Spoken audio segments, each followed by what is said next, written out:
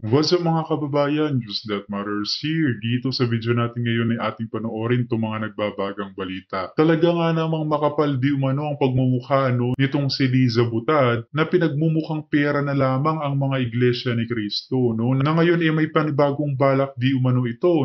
Na kung hindi masuhol ang leader ng INC, susuhulan niya di umano ang mga miyembro ng mga INC. Grabe naman yan. Naggrabe pagka-desperate move naman to, na pati ang mga nananahimik at sumusunod na miyembro kanyang susuhulan para lamang di umano hindi magtagumpay itong gagawing rally pagkatapos di umano ng kanilang pasasalamat. Hay nako, kung kaya naman ang malaking katanungan doon mga kababayan, pababayad kaya ang mga individual na miyembro ng mga iglesia ni Cristo? At kung subscriber ko po kayo na isa sa mga kapatid sa loob ng iglesia ni Cristo, papayag po ba kayo na gano'n ang gawin ni Liza sa bawat isa sa inyo? Paki-comment nga ang inyong opinion sa ating comment section ng ating mapag-usapan. Na sana ang hiling namin huwag kayong magpadala sa balak nitong mga bangag. Pero bago ang lahat mga kababayan, huwag niyo po sana kalimutan mag-like at subscribe para updated ka sa mga uploads ko araw-araw. At yun na nga mga kababayan, dagdag pang balita rito na itong si Congressman Marcolita pinapababa sa posisyon itong si Tambalos sapagkat sira na ang kanyang integridad na maging House Speaker pa ng lower house. Na ang sistema mga kababayan, kung hindi matpatalsik sa pwesto itong si VP Sara, sisimulan nilang imamaniobra itong People's Initiative o Chacha sa loob ng Malacanang. Na para gawin yon, dadayain nila ang resulta ng eleksyon. Hay nako, nang ipapanalo di umano, ang kampo ng mga bangag. Kung kaya naman hindi ko na patatagalin pa, heto na ang buong video. Magandang araw mga kaibigan. Bigyan natin ng reaksyon ngayon itong vlog ni Jalyn Charita Talks na kung saan first time ko itong makita si Congressman Marcolita nagbiti pala ng salita na nawagan na mag-resign si Speaker Martin Romualdez.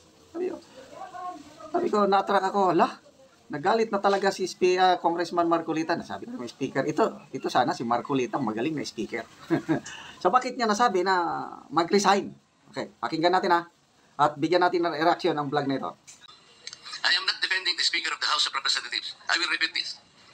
If this investigation will find out na siya po ang nagpunto, I will politely ask him to step down. Pero halimbawa po kung ito'y ginawa ni Anthony Abad out of Okay, so kalaunan napatawag nila napatawag nila sa Senate hearing yung Anthony Abad na yan. Inamin na siya kailang booking siya sa saan nanggaling yung pundo. Hindi niya talaga may palipaliwanag at kaduda-duda na mayroon talagang hindi niya kayang punduhan lahat yan. Yun na nga, kanino o saan galing yung pundo, yung millions of pesos na ginastos sa PERMA para sa People's Initiative. Alam na, hindi na dapat tinatanong yan kasi halatado naman, may mga pictures na ipinakita ni Senator Amy, yang Anthony Abad na yan at iba pang mga proponents ng PERMA doon sa bahay ng isang kongresista, doon sila lahat. Kaya, dahil nabuking sila, tinigil. Tahimik na ang People's Initiative o Charter Change ngayon. Kailan, huwag po tayong kumpiyansa. According to Attorney Vic Rodriguez, Correct. Nakikita niya, next Congress, depende sa mananalong senador. Kung maraming manalong senador na kaalyado nila, most likely itutuloy nila ang charter change.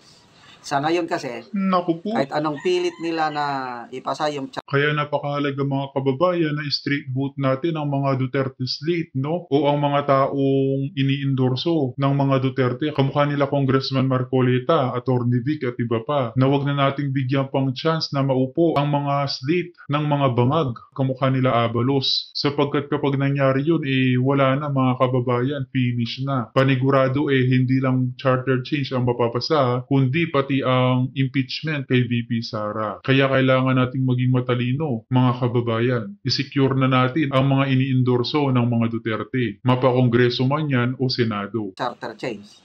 Ang Pangulong Marcos nanawagan Sabi niya, gusto niya next year election, May, isabay na yung plebisito. sa charter change. Ibig sabihin, gustong-gusto rin ng Pangulong Marcos ang charter change. Isabay na. Ay mabuti na lang at nagreklamo ang taong bayan. Nagkaroon ng maisog rallies, religious sectors, kumontra, the whole CBCP, mga obispo, pumirma ng manifesto declaring their pagtutol sa charter change. Iglesia ni Cristo, tutol din. Evangelicals, tutol din. Wala sila magawa. Correct. Kaya lang, ang number one na dahilan bakit hindi nila itinuloy, dahil ang mga senador, hindi sila makakuha ng enough votes para maipasa yung charter change. Kaya, sinibak nila si Senate President, then Senate President Subiri. Pinalitan ng bago. Ay, nagkamali sila. Dahil ang ipinalit nilang bago, parehas din ni Senator Subiri nga anti-charter change, si Senator Escudero. So, walang nangyari. So, bantayan natin ang mga iboboto nating senador sa next year. Tama.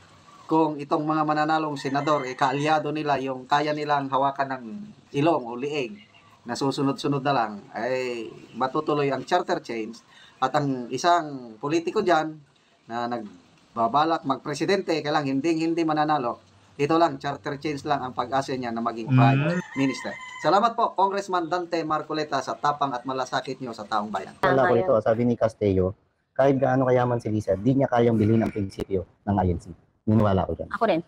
At ng maraming tao, hindi lang ng INC, Marlon, at ng maraming tao, hindi lahat ang prinsipyo ng tao ay for sale. Di ba? Because Filipinos are not for sale. Sabi naman ni Tama. Robert Magno, kami mga INC ay may activity sa December 21 at 22. Pasasalamat namin. Kaya pagkatapos ng pasasalamat namin, pwede na kami mag-rally. Hintayin na lang namin ang panawagan sa amin.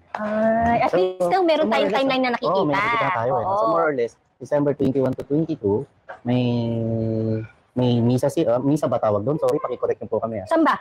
Kasamba, Samba. may samba. And doon pa lang, siguro, base doon sa nabasa natin, doon na sila gagawa ng matinding, paano ba, programa.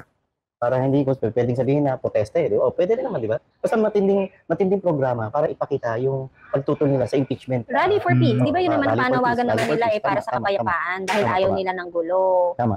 Oo. Hmm. Pero ang nakakatuwa, sa lahat ng ito, Marlon, nagkakaroon ng alab muli ang mga tao na, alam mo yun, makita kung sino ang nararapat this time around. Yeah, year-end Thanksgiving pala yun. 21-22. December 21, 22. Pero yun nga, sabi is after that event, Yearly, dun pa lang yearly. sila pwedeng makapag-hold ng peaceful rally. Yeah. Tama ba? Oo, parang gano'n eh. Hello Kitty, thank you. Si Hello Kitty ba Yearly INC? Thanksgiving. Baka INC si Hello Kitty, Sa kaya akin alam naman, niya. may message din na INC. Hmm. Okay lang ba banggitin kita? Huwag na. Oo. Ayaw, di ba ayaw nila ng ano, dapat apolitical sila. Oo. Huwag na. Pero Sa we have initial niya si JB, alam niya na yun. JNB, O JNB. Juliet Victory. Yes. Oh, Thanksgiving nila. Thumbs up po tayo, share. Ang sa- Yes, 1,881 live viewers and 664 likers. And parang naniniwala ako na lalo pang dadami at lalo pang bubuhos at dadagsa yung paglabas sa kalsada ng mga taga-suporta ni VP Sara at pagpapakita ng diskontento sa administrasyon nito. Minsan naawa ako dun sa Ali.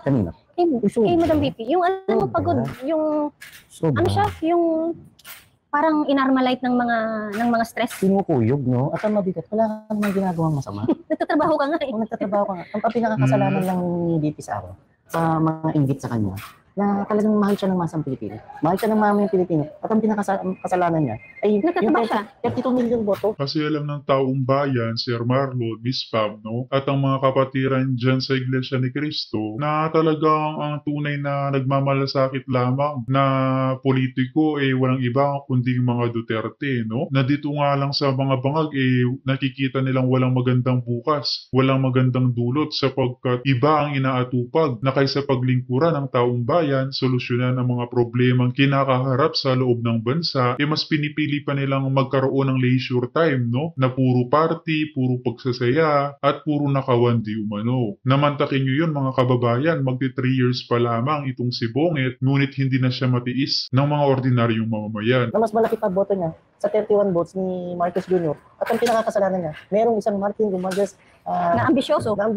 Nagamit sa kapangyarihan. Alam mo Marlon, napakalaki ng similarities na meron si VP Sara at si Attorney Vic Rodriguez. VP Sara, ano ang kasalanan niya? Dahil siya ay a performing government official of this country. Ano ang kasalanan ni Attorney Vic Rodriguez? Na nasa libro naman niya ha, at nasabi, na-quote doon ang isang Marcos Jr. na sinabi, parang ang sabi kasi ni Attorney Vic, wag yan, mga korap yan.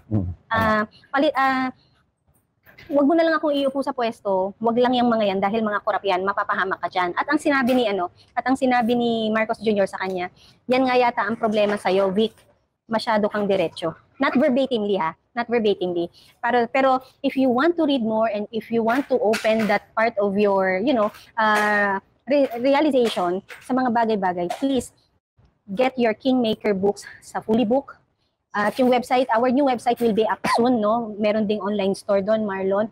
Malalaman ninyo what happened last year, 2 years ago, is now happening. How could he have predicted that? Diba? Kung hindi niya na-experience talaga. Kasi nakikita nila at nararanasan nila. Oo. Diba? Sabi ni Karina Braganza, kakalungkot, katoliko ako, pero dep sila sa korupsyon sa PhilHealth at flood control. Yes. Watching from New Zealand. Thank you po sa pakulay. Itong mga bangag na nagpakalbo-kalbo pa para pakita daw ng support kay Bangag Jr. Putang ina, ang bobobo nyo. Dapat hindi kayo nagpakalbo. Nagpakalbo kayo para what? Wala ng buhok? Para wala ng hair follicle test? But anyway, kahit magpakalbo kayo, di ba? Kahit sa ang buhok, kahit bulbul, di ba nga, pwede. Di ba? Hindi yung ginagamitan ng utak. Akala kasi nila siguro, magpakalbo tayo para hindi na wala ng hair follicle test. Joking ano lang palangga, for the heck lang. Kasi mga bobo eh. Okay? Pakalbo na tayo para wala ng hair follicle test o wala na kaming buhok, hindi na kami magpa-hair follicle test, wala na. Di ba? Ang ginawa nyo dapat, nagpa-hair follicle test kayo dahil baka mga addictus din kayo, katulad ni Bangag. Katulad ng amo nyong Bangag at kayong mga polis, kayong mga military, lahat kayo na nakakarinig. Tama ba na ang mga ordinaryong tao na doon sa EDSA, mga middle class, mga nag-opisina, nagtitinda o anuman, from different walks of life, different iba-ibang status ng buhay nila ay nandoon para magsiwalat ng kanilang grievances, ng kanilang emosyon. Ayaw na namin sa bangag at adik na presidente. Pero ang ginawa ng gobyerno ni Bangag at ni Lisa Tanasie Tambaluslos, pinadalhan ng bata-batalyong mga pulis. Di ba nakita nyo naman yun, nag-viral yun, nakaantabay sila. Pero itong mga hayop na ito, na mga mukhang mamamatay gurgur, mga manggugurgur, nakatalokbong pa, very NPA, very mafia, ang datingan nila, open arms. Winelcome sila sa kalsada. Nakita nyo kaya kayong mga palangga, mga lahat ng Pilipino, whether ikaw nasa abroad, may pamilya ka, lulubog na ang Pilipinas, maging adik na ang inyong mga anak kung hindi nyo hahayaan ang kaputahan ni Tony Bangag Jr. ni Lisa Tanas dahil ang sabi nga niya, kaya niya bayaran lahat, pati ang INC, kaya niyang patigilin yan sa pamamagitan ng pagbayad, panakot kung sino-sino man ang dadaanan niyang access para stop ang INC. And I believe ang mga INC ay may mga paninindigan. Sila ay hindi bayaran. Sila ay talagang para sa katotohanan, para sa kanilang mga miyembro at pangkalahatang Pilipino dahil ever since naging partner naman yan ng Pilipino ng gobyerno ang INC. At not only INC, lahat naman ng religious group, whether you are Muslim, whether you are Katoliko, may mga mabubuting tao, lahat tayo partners ng bayan natin para isulong ang ayusan at kaginhawaan ng Pilipinas. Kasi whether ano man ang reliyon nyo, kung saang status ka. Diyos ko, Madam Maharlika, kung alam niyo lang, no, na may mga kaibigan din akong taga-iglesia ni Cristo na nagwiwikang hindi nila ramdam ang pagbabago sa ating bansa. Na napansin din nila na pang-divert na lamang ang ginagawang panggigipit ng mga Quadcom kay VP Sara. At totoo namang nangyayari yun, mga kababayan. Tama na bilong, mga palangga, Pilipino ka pa rin, na kailangan mong maging parte ng society para maging mabuti ang isang bayan. Di ba? Pero yan ang gustong gawin ni Lisa Tanas. Kitang-kita na. And now, yung mga adik na mga celebrity na dating dilawan. Di ba? Nagalit-galit kay Marcos. Tignan mo. Yang si Dilima, yung Deles na yan. Okay? Yung Deles na nag-file. Tignan natin to. Papakita lang natin sa inyo yung mga ginagawa ng mga kaputahan ng gobyernong ito. Alright? Here we go. Okay, tignan natin to. May nagsend sa akin ng link. Right? Okay, like yung isa sa mga nag-file ng impeachment complaint laban kay Inday Sara, itong si dating Secretary Ging Deles. Okay, ano to? Sino ito yung Ging Deles na ito, mga palangga? Okay? ang dami niyang mga kaso dati, ang dami niyang mga kinasangkutan, okay, na mga, what you call it, anomalya. Nung nasa, administrasyon ni Noynoy, okay, ay mayroon kinwestiyon sa kanya yung pagrenta ng mga sasakyan, sa kanyang departamento, at kung ano-ano pang mga ibang mga corruption. Hindi natin siya i-discuss. What I am trying to, point out, di ba? To prove a point here, na itong nasa likod ng pag-uusig, ng pag-i-impeach kay Inday Sara sa mga kasinungalingan, walang kwentang 125 million confidential fund na inaano sa kanya, na pinupukol sa kanya. Itong putang inang itong mga nasa likod, katulad ni Dilima, lumantak ng Saba, Ging Dennis sangkot doon sa mga anomalya during Noynoy. During Noynoy ito eh. Itong si Dilima, lumapa ng Saba sa preso. Lumapa ng Saba ni Dayan, ni Junel, kung ano pang kaputaan, kabigaan, kaalputan, frailties of kajotahang, you know that already. Ito yung mga tao, ano ang moralidad nito? May moral ba ito? May immoral. May maayos ba na pag-iisip to mga to? Kung ikaw, DOJ secretary ka, mataas ang iyong panunungkulan, may pananagutan ka sa taong bayan, kung paano mo what you call it, i-presenta ang iyong sarili, di ba? Na ikaw ay magiging morally, di ba? Morally accepted. Pero katanggap-tanggap ba sa lipunan ng bayan na si Dilima na andyan na ginagamit ni Lisa Tanas, okay, ng Dilawan Pulahan para pukulin si Sara Duterte, ay sinira ang buhay ng pamilya ni Ronnie Dayan. May asawa si Ronnie Dayan. Yan palang may kaso na dapat si Laila de Lima. Sa mata ng Diyos at mata ng batas ay may kasalanan siya. Bawal ang pakikiapid. Di ba? May kaso na dapat yung hinayupak na yan. Dahil nagpakangkang siya, nagpakantot. O yan na lang kung gusto nyo. Diba? Ang pangit na salita. Pero nagpatsuktsak. Si De Lima, nagpatuhog sa isang may asawa, harap-harapan, gamit ang pondo ng bayan. Ginagamit niya ang DOJ during the time. Kumantakan pa sa loob ng bilibid. Ano pa? Junel! Diba? Na ganun-ganun. Yan ba ang mga taong gustong suportahan ng mga Katoliko na katulad ko? Na ang dating DOJ na nagpupukol ngayon kay Sara dahil sa 125 million confidential fund na yan na ginagamit nilang grounds for impeachment, na yan naman ang nagbigay ang presidenteng bangag na dapat managot din kung yan ang premise na gusto nilang sundan. Di ba? Yan ba mga Katoliko? Pinagmamalaki mo si Deles ng mga mukhang pagot? Ang ginawa ng mga pulis, nakabantay din sila. Ano sabi ng mga pulis? Wala silang magawa kasi napag-uutusan lang sila. Trabaho lang. Pero kahapon, yung mga rally ng mga bangag na bayad, ng mga putang inang pagmumukhang mga takot. Hindi nga nagtagal, 6:00 wala na sila according to nag-report sa atin. Ano ang senyalis niyan? Pumunta sila dyan sa rally na yan kasi inutusan sila na bibigyan ng what? Kapalit. Doon pa lang na naka-uniformado sila lahat, nakapula sila. Ha? Yun ay pagpapakita na they are, sabi nga ni Leni Robredo dyan, di ba? Well-oiled. Okay? Naggrasahan. Namantikaan. Para lang ipakita na kunwari may sumusuporta pa kay Bangag. Ilan lang sila doon. Tapos right there and then, pinick up ng GMA, ng mga media. Pero sa atin, ang dami-daming tao, di ba? Kailan lang ba pinick up nila ng media? Pinick up nila, kasiraan pa. Pero hindi nila pinick up yung nag-iipon-ipon ng mga pulawan na parang nag-uusap na magkano kaya ang binigay ni Lisa Tanas at walang pulis.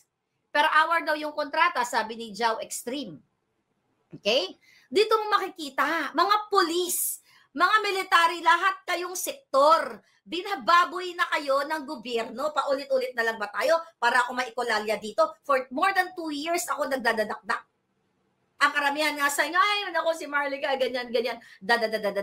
Ano ang sabi ko sa inyo? One day you will realize at magigising kayong lahat na tama ang sinasabi ng ating mga informers, ng ating mga puting ahas, na si Lisa Tanas ay kidnapper, kawatan, sindikato, mafia, name it, at si Bangag Jr., si Romualdez at lahat ng mga putang inang mga nasa Huwad Committee, nasa Kongreso, Senado, uubusin ang dugo nyo.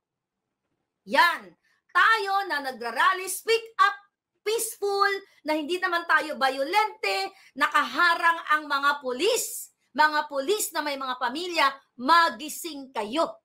Mga military, junior officers, matataas man o hindi, magising kayo.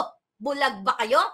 ang peaceful rally sa EDSA Shrine ay pinalibutan, binarikadahan, yung, what do you call it, portalet, ayaw niyong ipababa, ayaw niyong paihiin yung mga tao, di ba? Dahil ayaw ni Lisa Tanas, di ba nga Junior, na bigyan, yan ang instruction eh, na ayaw bigyan ng convenienting paggawi ang mga ralista doon, para hayaan na maihi kayo, tumakbo kayo kung saan man. Samantalang itong mga putang inang mga bayaran, mga sindikato na nagrally sa EDSA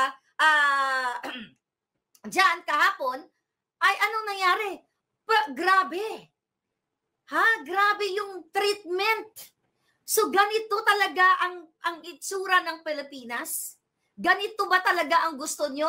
Yes, I am addressing you, military, police, mga religious group leaders. And I'm grateful tayong lahat. Ang INC anytime ay magkakaroon ng malawakang pag-rally para sa suporta na wag i-impeach si Inday Sara at tumutok na lang ang bangag na administrasyon na ito kung paano ipaliwanag saan napunta ang bilyon-bilyon na 5,500 control project everyday. Saan napunta yung mga unprogrammed funds na supposedly para sa mga magagandang programa. Di ba? Nasaan? Yan ang layunin ng INC at ibang mga religious group. Ang mga kapwa ko Katoliko na mga pare, wala pa. Namamantikaan ba talaga kayo? O nag-aantay kayo? Nag-aantay kayo ng what? Ano inaantay nyo? Kaya wala nang talagang wala nang mabuting makikita ka sa mga kapareang Katoliko. Not all po yung mga nababayaran lang. Tandaan nyo, may mga damaso, maraming damaso dyan. Ang punto ng taong bayan dito, mga palangga, ilang araw sila Maui, EDSA Friday Group, nagrarally since June pa. Iilan lang sila noon. 4, 5, 6, di ba? Ilan na sila noon? Yung mga pulis na aalarma na, iilan pa lang sila noon. Eto. That the speaker is the one who spearheaded this or funded this initiative, I will probably request him to step down. Pero kung hindi po siya naman, bakit hindi po natin kinonsentrate kay Anthony Abad? Siya po yung bida dito eh. Siya po ang pinakasentro nito. Ito pala, yung People's Initiative. Ngayon ko lang ito napanood na video. Kasi kaduda-duda yung ang laking gastos yung People's Initiative na yon. Millions of pesos, meron pa silang TV ads na mahal kaya ang advertisement sa TV, sa mainstream media. Napanood ko yun, yung binabatikos nilang konstitusyon, mahal yun. Tapos yung papirma, yung papel na ginamit. Kaya, yun, nakapagbitiw ng salita si Congressman Marcolita na kung si Speaker Martin Romualdez mapatunayan na siyang nagpundo nito, I will ask him to step down. So ito, nakasentro ang kanilang usapan yung Attorney Abad. Siya may pakana sa lahat. Siyang nagsasabi dito na pinaliwanag niya sa tao. Sasabi po ng mga tao, we fully understand the rationale of this proposition. We fully understand the consequences, the effects, and the advantages of this proposition. Gusto nating malaman, talaga bang ginawa niya single-handedly or to et al. Ito, but to undertake and to mobilize an undertaking nationwide to be able to get at least 8 million votes? Kaya po ba ng isang tao? Why don't we begin with Anthony Abad? Who is he? Anthony Abad, based on the Google, Madam Chair, he specializes in international trade law. He has been in legal practice for 17 years, and he is at present an independent advisor of the Philippine Senate. May Madam Chair? Sa Google po. Nakalagay din po sa Google, he took his oath before the office of Senator Aquilino Pimentel. Nasa Google po, kaya kailangan po nating makita lahat eh. Sa Google po yan. I was also shown that picture, pero hindi ko ma-date eh.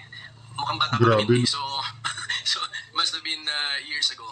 And if you're talking about this, that if he is also that Anthony Abad named in the signature sheet, so we're assuming a lot of things. Pero right now, he's not a consultant of my office. At, so pasiputin natin itong Attorney Anthony A. Abad. So, yes, Attorney Anthony A. Abad. So, para malaman po natin. And if that person seen in the picture taking an oath before me, if he will admit that he is the one, then we're talking about the same person. But he's not a consultant of my office, so I don't think he's also a consultant of the Senate. So maybe that was your part of his validate kasi once upon a time baka nangyari yun. And then, since nandito na rin tayo sa topic na ito, the burden is all with Attorney Anthony A. Abad because no other lawyer can file that petition and claim that he or she is under that et al. Hindi po pwede yun. So it's only if the signatures are genuine and real and then freely given, it is only this attorney, Anthony A. Abad, whom they have authorized to file the petition. No person, no lawyer can claim to be et al. Kasi hindi siya pinangalanan. So that's my theory. Kaya I agree with Congressman Marcoleta. We really have to identify who is. Pero kung medyo common name kasi yan, there might be more than one Anthony A. Abad, who happens also to be a lawyer. So Yes, we need to look for this person. We can start with him. Yeah, This is an A4 sheet of paper. that's right. 10 signatories per sheet. If Anthony Abad is out to get 8 million votes to satisfy the threshold of 8 million, this is the requisite of the People's Initiative, he will need 800,000 pieces of this A sheet. Nakita ko po yung nakakuha ko ng isang ring nito. This paper was imported from Indonesia. This is 70 GSM. I want to ask Anthony Abad, kinuwenta ko po kung magkano siguro about 1,500 something rings. ₱500,000, ito pa lang mong papel. Ipiprint mo ito, palagay mo na lang 2 piso. 800,000 seats of 1.6 million plus 500, that's about 2 million. Saan di kinuha ni Anthony Abad? Well, maybe we can ask questions directly from this guy. Hindi yung mga nakatakip ang mukha. They're so brave enough not to be able to expose their faces in the public. I'm sorry, Mr. Senate President, but I read your rules on evidence. If the substantive rights of people affected in this hearing, they should also be protected. How can we, for example, confront the accusers if they are all masked? Hindi po ganito. Tama no mga kababayan, hindi dapat ganyan. Sapagkat sino ba tong si Tamba para magsulong ng charter change? House Speaker lang naman siya na nangangarap maging Prime Minister o Presidente sa taong 2028, no? Ang kapal naman talaga ng kanyang pagmumukha. Kaya siya weak. Kaya weak ang presidente. Bandakin mo, sinabihan mo na ang isang tao na mataas din ang katungkulan sa Congress na ihinto, tinuloy pa rin, di ba? Oo. Parang, basta, nandiyan ka na lang presidente pero inutil ka. Parang wala na talaga. Wala na, wala. At yun nga, ito yung validation dun sa sinabi ni VP Sara Duterte na si Marcos Jr. ay hindi marunong magpaka-presidente. Yun ang nakakalungkot dahil Marlon, ha? Ang tanong saan kinukuha ni Lisa Tanas ang pera, customs, loto, huwag natin kalimutan ng loto, customs, loto, proyekto, Wow. Diba? Iba pa yung mga hinahatid, payola. iba pa yun, di ba? Oh. So, totoo ba yun? Hindi Kasi na. tayo nagtatanong lang. Nagtatanong tayo, Oo. pero kung wala kang ginagawa para parusahan mo, yung mga kontratista at yung mga proponent ng mga malalaking proyekto, parang gusto ko naman maniwala. At huwag natin kalimutan, mismong ang supporter nila, o mismong propagandista nila na si Anthony Taberna, ay sinabi na matindi ang pagnanakaw sa mga kontrata ngayon sa gobyerno. Because I think Mr. Taberna, being a kapatiran or a member of INC, has to side with the statement of INC. He has no choice but to be the INC that he should be. Yes. Diba? Oh. Kaya lang, ang problema kasi doon, ako personal to Marlon, very personal ito. Ang problema doon is, hindi ka pwedeng diretso kung yung mga unang panahon, ikaw ay crooked line, ika nga. Ang dami-dami mong hinusgahang tao, sinirang tao, na hindi mo pa napapatunayan yung katotohanan behind it. And here you are stating or giving a statement to be straight. Yes. Parang hindi Correct. naman Ito,